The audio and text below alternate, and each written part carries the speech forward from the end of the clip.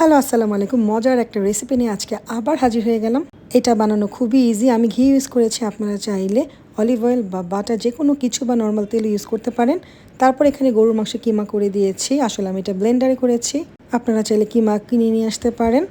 আর এখানে নর্মাল যে মশলা আমরা দিই গরুর মাংস রান্নার সময় সেগুলোই দিয়েছি, শুধুমাত্র হলুদের গুঁড়া ছাড়া। আর গরম মশলাটা আমি আসলে ফাঁকিটা দিয়েছি।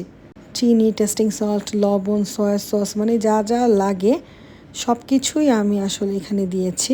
এখন জাস্ট পানিটা কমায় ফেললেই হবে, একটু ভাজা ভাজা করে নিলেই হবে। তো একদম পানি শুকানোর আগে আগে আমি কিন্তু একটুখানি দই অ্যাড করেছি যাতে একটু সফট হয়। এখন এতে আমি কুচি করে কেটে রাখা পেঁয়াজ, কাঁচামরিচ, টমেটো, ধনেপাতাগুলো দিয়ে দিলাম আর একটুখানি টমেটো সস দিয়ে দিয়েছি।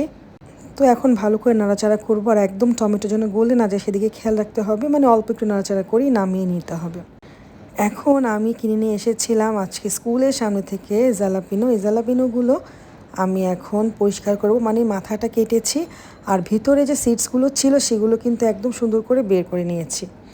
এখন যে কিমাটা রান্না করেছি ওইটার উপর আমি একদম বেশি করে চিজ দিয়ে দিচ্ছি। খেয়াল রাখতে হবে কিমাটা যখন একটু ঠান্ডা হয়ে যাবে তখন চিজটা দিতে হবে, না হলে কিন্তু চিজটার সাথে সাথে একদম গলে যাবে। এখন জালাপিনোর ভিতরে আমি এই পুরটা ভরে নিলাম। এখন যেই অংশটা কেটে নিয়েছিলাম সেটা আমি সেট করে এখন টুথপিক দিয়ে দিচ্ছি।